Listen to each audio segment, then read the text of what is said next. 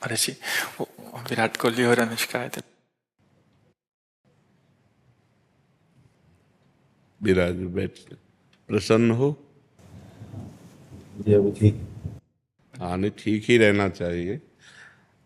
हम आपको अपने प्रभु का विधान बताते हैं थोड़ा सा।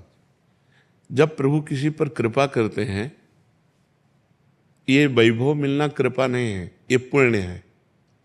पुण्य से एक घोर पापी को भी देखो, पाप करके भी उनका कोई पुण्य है जिससे वो सुकृत पूर्व के सुकृतवश चल रहे हैं, नया पाप है।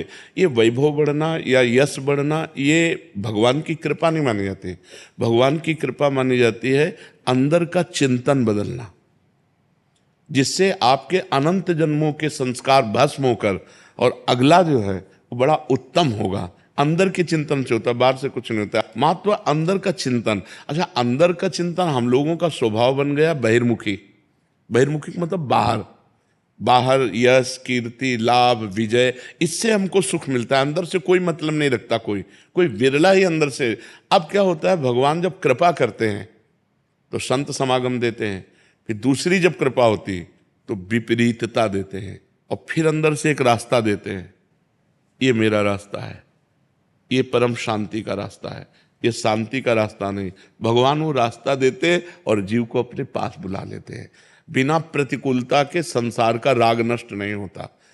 किसी को भी वैराग्य होता है तो संसार की प्रतिकूलता देखकर वैराग्य होता है। सब कुछ हमारे अनुकूल है तो हम आनंदित होकर उसका भोग करते हैं। जब हमारे ऊपर प्रतिकूलता आती है तब ठेस पहुंचती है कि इतना झूठा संसार, तो अंदर से भगवान रास्ता देते हैं, ये सही है। भगवान बिना प्रतिकूलता के इस संसार को छुड़ाने का कोई भी औषधि नहीं रखी। आज तक जितने बड़े महापुरुष हुए हैं, जिनका जीवन बदला है, उनको प्रतिकूलता का दर्शन करके बदला है।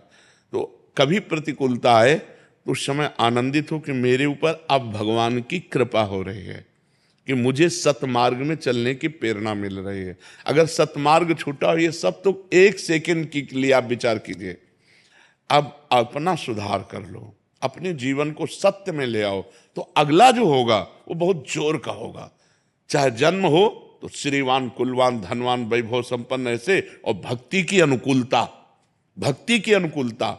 खास बात श्रीवान धनवान कुलवान नहीं, खास बात भक्ति की अनुकूलता। अगर इस जन्म में भगवत प्राप्ति नहीं हुई तो भगवान श्री कृष्ण ने गीता में कहा है कि मेरे भक्त का नाश नहीं होता, मैं कुलवान धनवान श्रीवानों के कुल में जन्म देता हूं और फिर पुनः भक्ति का माहौल देता हूं, और पूर्व का जो भजन छूटा हुआ हो वहीं से उसको। अब बिल्कुल ऐसे ही रहो जैसे रह रहे हो, बिल्कुल संसारिक बन करके रहो, लेकिन अंदर का चिंतन आपका बदल जाए। अंदर के चिंतन में आपकी यश की भावना न रह जाए, अंदर के चिंतन में आपको धन बढ़ाने की भावना न रह जाए। अंदर का चिंतन हो जाए, प्रभु बहुत जन्म व्यतीत हो गए, अब एक बार आपसे मिलना चाहती हूँ, एक बार आपसे मिलना चाहते हैं प्रभु, मुझे आप चाहिए, अब संसार नहीं। तो बात बन जाएगी, तो बात बन जाएगी। तो इसलिए आनंद पूर्वक भगवान का नाम जप करो, बिल्कुल चिंता मत करो। बाबा, क्या नाम जप से हो जाएगा? पूरा, ये हम अपने जीवन का अनुभव बताते हैं। सांख्य योग और अष्टांग योग और कर्मयोग और भक्ति योग, चारों योगों में प्रवेश रहा है।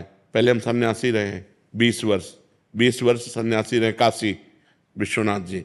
तो हम सांख्य योग, अष्टांग योग, जो अष्टांग योग है ना, अष्टांग योग कर्मयोग, इन तीनों को अच्छी प्रकार जान करके और फिर भक्ति योग में आए हैं। स्वयं भगवान शंकर से बढ़कर कोई ज्ञानी तो नहीं ना, सनकादि से बढ़कर कोई ज्ञानी नहीं। वो हरिशरणम सनकादि हर समय जपते रहते हैं। भगवान शिव राम राम राम राम राम राम जपते रहते हैं। हम वृंदावनवासी प्रिया प्रीतम के उपासी, तो जो राम में राह है वही राह है, जो धा है ये रस देने वाली वस्तु है।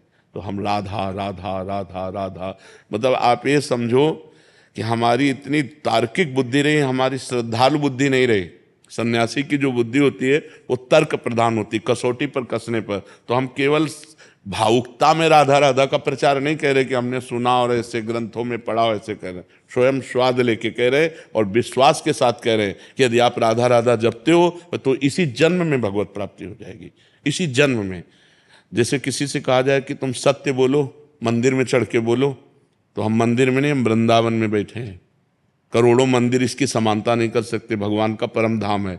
अगर राधा राधा नाम चल रहा है तो इसी जन्म में भगवत प्राप्ति हो जाएगी। हमारी आखिरी श्वास यदि राधा, तो मुझे श्री जी की प्राप्ति, भगवान की प्राप्ति हो जाएगी, इसमें कोई संशय नहीं। और किसी साधनों की कोई आवश्यकता नहीं। आप केवल अंदर ही अंदर चलाइए और लिखिए। देखो, हम जो कह रहे हैं उसको समझो। बहुत अधिक नाम जपने की हमें चेष्टा नहीं करनी, कम संख्या हो लेकिन मन लगा करके हो। जैसे हम, अब देखो, आप लिखो राधा, अपने दिमाग में लिखो, खुले नेत्र लिखो या बाहर बाहर देखो, दिखाई दे रहा है राधा लिखा हुआ। वही कान में सुनो राधा, वही अंदर उठाओ राधा। ये तीनों का एकाकार हो जाए तो ये करोड़ों नाम जप के बराबर है। देखो, जैसे हम बोला राधा, ऐसे हम 1000 राधा नाम बोले तो हम बोला राधा, ये उपांशु है, इसे उपांशु कहते हैं। राधा राधा राधा राधा 1000 बार, ये उपांशु हुआ। अब ये ऐसे उपांशु हम 10,000 बार जप करें, अंदर देखते हुए बोले राधा, उपांशु 10,000 बार नाम जप करने का फल एक बार मानसिक में है। इतना बड़ा फल है ये। ऐसे राधा राधा राधा चल रहा है, नेत्रों से हम उसे देख रहे हैं, कानों से उसे सुन रहे हैं। आप देखना कि अगर मन भगेगा तो आप लिख नहीं पाओगे राधा नाम, अगर लिख रहे हो तो मन भगेगा नहीं। तो चाहे 10 बार लिखो, 100 बार लिखो, लेकिन एक अभ्यास बनाओ ऐसा कि कुछ समय शांति से स्नान आदि करके बैठ गए और राधा राधा लिख रहे हैं, उसी का चिंतन कर रहे हैं। इसे अपना जीवन बना लो, फिर आप परिणाम में खुद देख लेना। कोई घाटे का सौदा तो है नहीं। ठीक है, ये सखी को दे दे, ठाकुर शिव जी की है।